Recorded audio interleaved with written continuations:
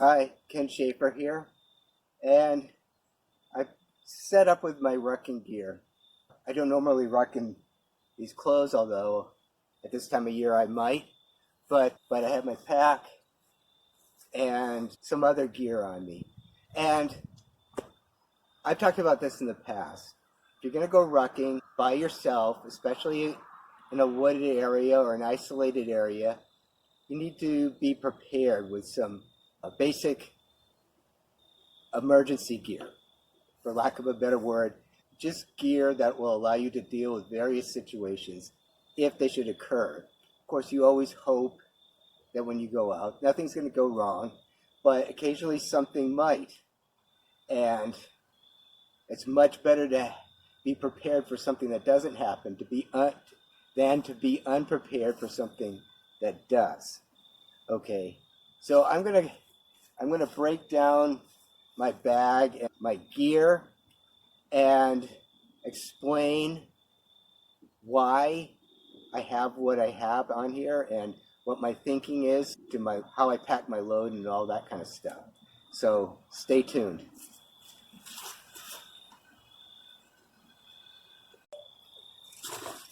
Okay, let me start with my little utility belt. Now, if you're my age, you might have grown up watching a show called Batman.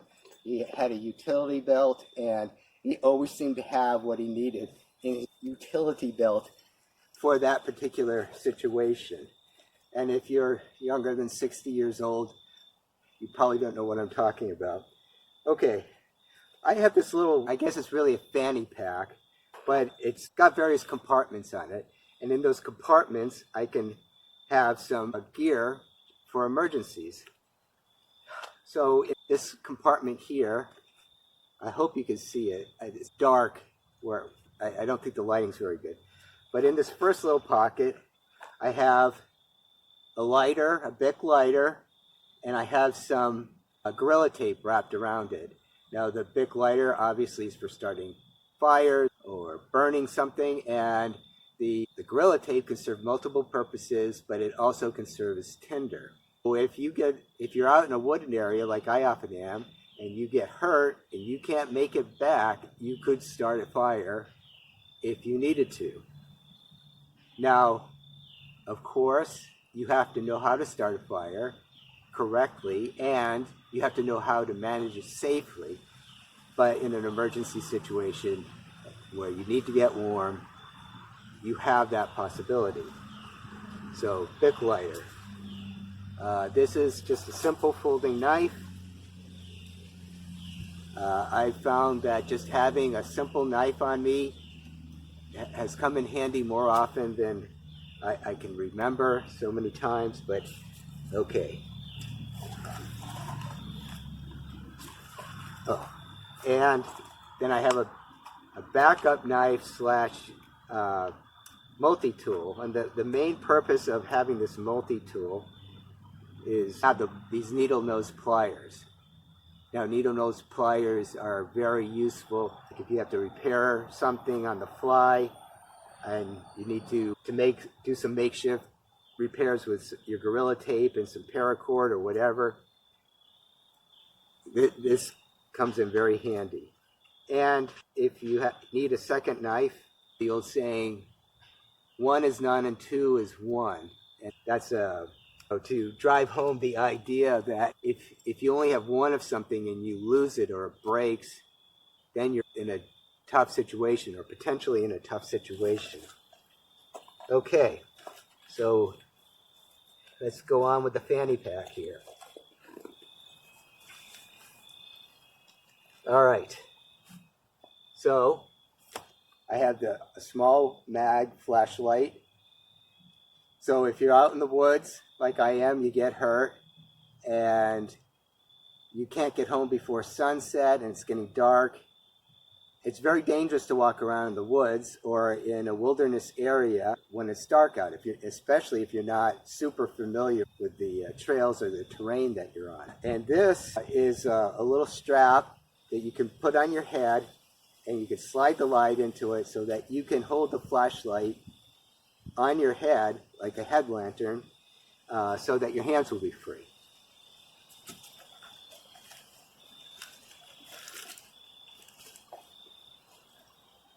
pair of scissors, again, they tend to be extremely useful. Just like with a knife, I often find that situations come up where a pair of scissors come in very handy. And if you're doing repairs on any of your kit on the fly, there you go. This is a ferro rod with a scraper.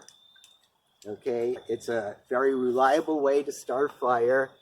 The Bic lighter is the easiest way to start a fire, but it's not as reliable. This is the most reliable way. Of course, you have to know how to use it. It's not rocket science, you can learn, but a ferro rod is very important for survival situations.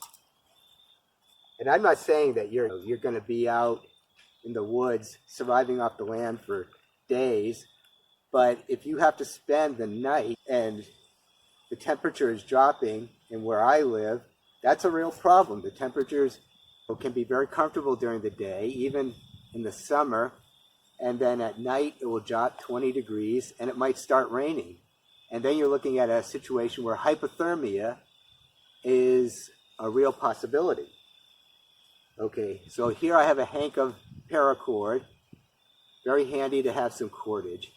And again, this has many uses, one of which is if you have to make repairs on the fly to your gear, if something keeps falling off of out of your pockets or whatnot, you can secure it. And if you need to spend the night outside, you can use this to create a ridge line for a tarp. So you have a little bit of shelter. Like I said, where I am, rain is always a real possibility. So if you got to spend the night out somewhere, it's best to have some way to get out of the rain, or at least to keep the rain from falling on you. All right. These are cotton, how do you say it? These are little fire starters. They're cotton and they're soaked with, I think, some kind of paraffin wax, or maybe petroleum jelly, or maybe a combination of the two. But in conjunction with the ferro rod, that can help you get a fire going. Okay. The last thing, this is an emergency poncho. An emergency poncho obviously is to help keep the rain off of you. If you're out rucking and suddenly it begins to rain, you want to stay dry as much as possible. If you get hurt and you have to sit somewhere for the night, you can use that as either an emergency tarp to make a shelter with, or you can lay it on the ground so that you don't have to sit on the ground or sleep on the ground all night.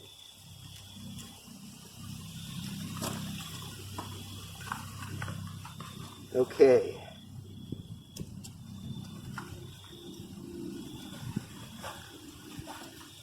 Now, in my bag, I have these pockets attached to my rucksack. I pieced this rucksack together. I've covered this in other videos, but I use molly straps with an old Alice pack, medium Alice pack, and it works great. It's very comfortable. I love the Alice pack. It's very useful, utilitarian, very simple. It has that old school military feel.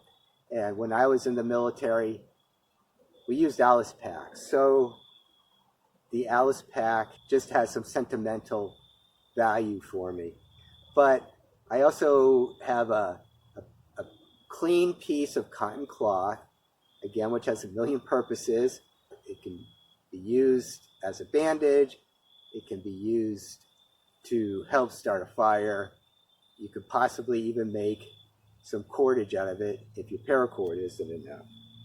But some of those things are skills that you would have to learn. I studied bushcraft for a while. I didn't become an expert at it, but I know the basics, and I hope I know enough to keep me alive in a bad situation, or to at least keep me comfortable rather than uncomfortable when I have to stay out overnight unexpectedly.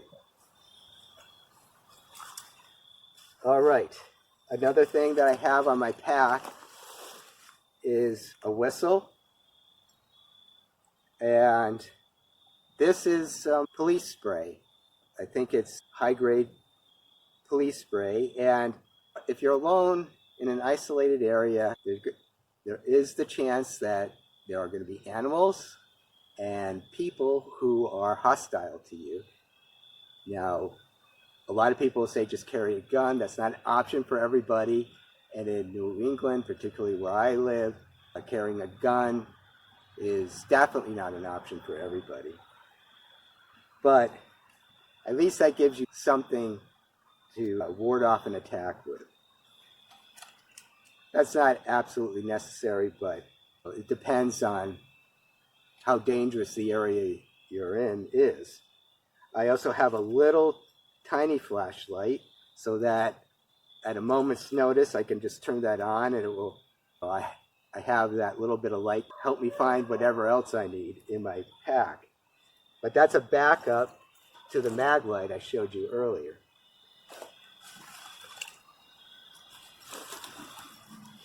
Now, I have a little light so that if I do get lost, I can turn this on.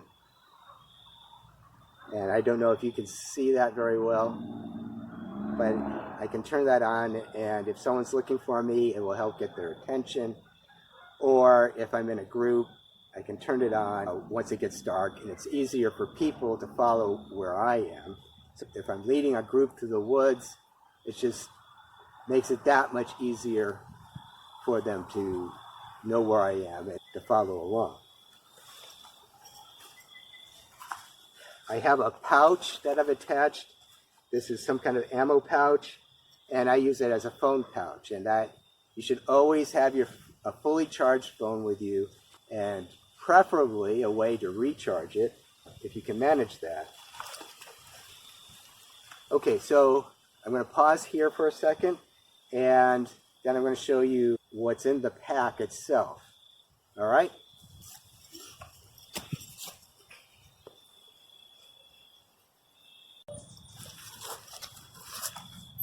Okay, whatever you put in your pack, you can make some of the weight useful equipment, and you can then add weight to it with using whatever, dumbbells, whatever, jugs of water.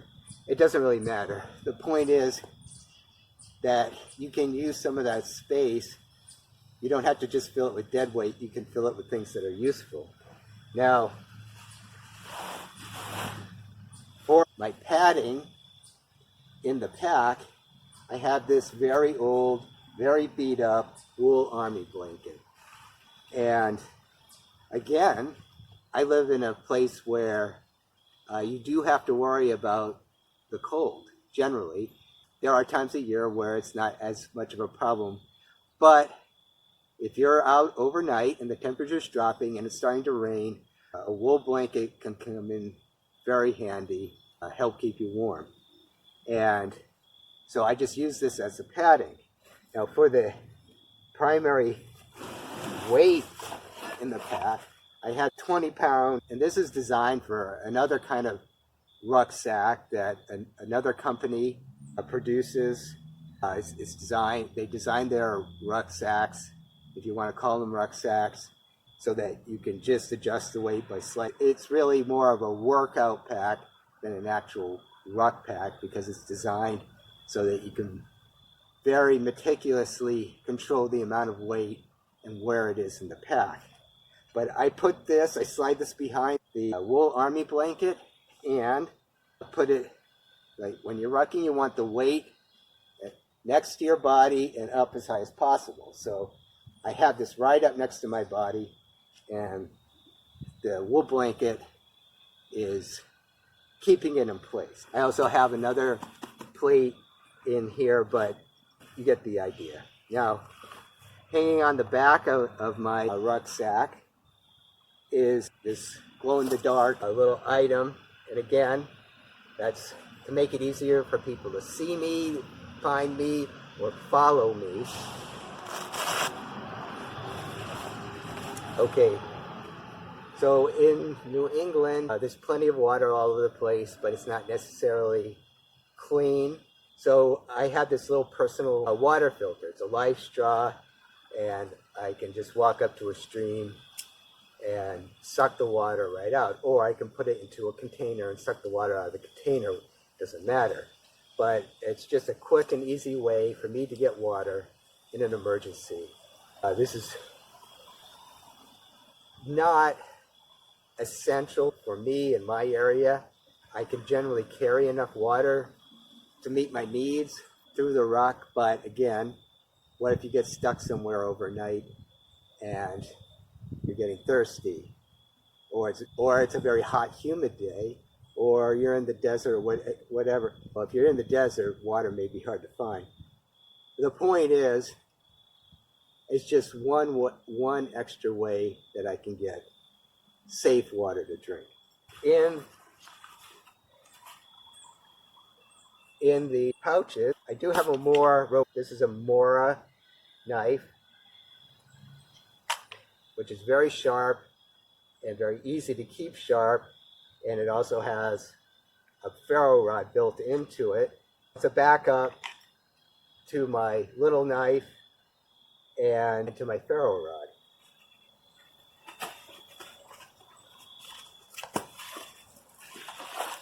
Okay, this is a bivy sack. This is an emergency bivy sack. These are about 20 bucks. You can find them on Amazon or any place that sells outdoor equipment. And this is just basically a mylar sack that you can climb into, and it will keep you alive. And I can combine that with the wool blanket if I wanted to. So I could line it with the wool blanket, crawl in, and I'm going to be, maybe I won't be comfortable, but I'm not going to be dead in the morning. All right. Now this is just something I throw in. I don't know why. I just happen to have these orange flags. So again, it's a way to get people's attention. If I'm hurt, I could tie this to a tree near where I am so that it's easier to see, and it gives people a way to find me if I'm unable to verbally call them or call on my whistle, which I showed you earlier. Probably not necessary given all the other stuff I have, but whatever. Then I have pouch, which is basically my first aid kit and hygiene kit. And again, you're probably not going to need this. The biggest thing you're going to have to deal with probably as far as having a first aid kit are blisters. So you're going to need moleskin, maybe some Vaseline. The Gorilla Tape can do a great job of covering up sore spots, and you cover it with Vaseline and it will do a lot to prevent the blister from getting worse. But first aid is something everyone should learn.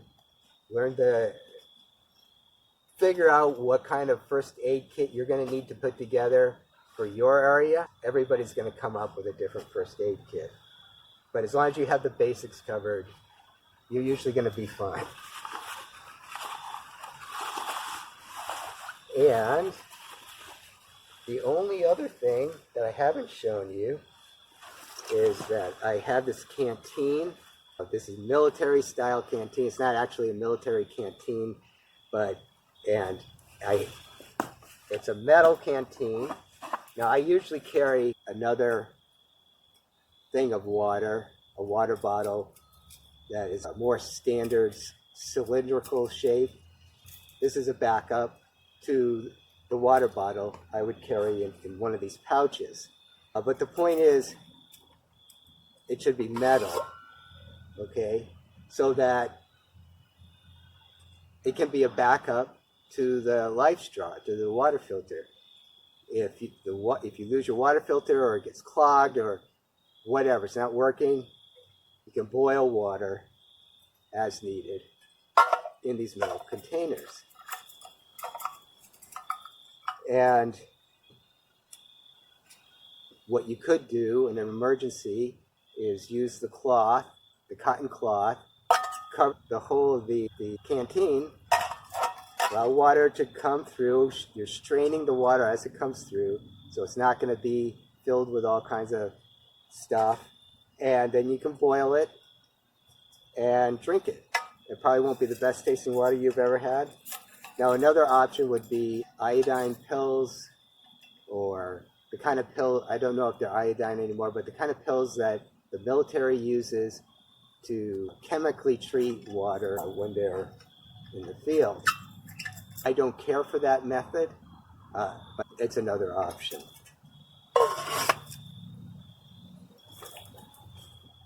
All right, so there you go. Now, if you're going to be out rucking by yourself in isolated areas or in wilderness areas, you want to have some basic equipment in case something goes wrong. And you can use weights to fill out the rest of the weight you want in your pack. If an emergency happens, you can take the weight, stash it off the side of the trail or behind a rock somewhere or whatever, and then you can carry on with the equipment that will help you get through the emergency. So that's really all I wanted to cover today. I just wanted to show you what I ruck with and how I prepare for rucking in a isolated area. Now, another point I should make is that a lot of the gear you bring will depend on the climate in which you live and the environment in which you live. If you're like me and you live in the northern woodlands of the United States, you have one set of problems to deal with in general, and that's wet and cold weather. If you're living in, say, Arizona and you live in the desert, you've got an entirely different set of problems to deal with. But the way you keep yourself alive is pretty much the same. You need to make sure your body has adequate shelter, either through your clothing or through other means, and adequate water so that you can keep yourself hydrated, and some way to keep yourself warm, whether it's through fire, clothing, combination of the two, shelter. The point is, you're going to have to adjust what you carry for an emergency depending on all these various factors. I regularly update my equipment, and I try to think through what I really need and what I don't. Like, I think my little first aid kit is probably overkill, so I might cut that back a bit. But for the most part, as someone who studied bushcraft, this is really a minimalist setup for someone to make it through the night should they get stuck in a wilderness area. And hopefully, in the morning, you'll be able to make it out or get some help, or someone will find you. And that's another good point to bring up. If you're going out by yourself in a wilderness area or an isolated area, someone should always know where you are and when they should expect to see you back home. And if you don't come home, that person can either go help you or find you, or even more importantly, call emergency services so that they can go and help you and find you. And of course, they can always try to call your cell phone, but you can't depend on a cell phone in an emergency situation. If it works, great, and usually it will, but electronics are fragile. They get damaged in bad weather very easily. You can drop them. You can lose the signal depending on where you are.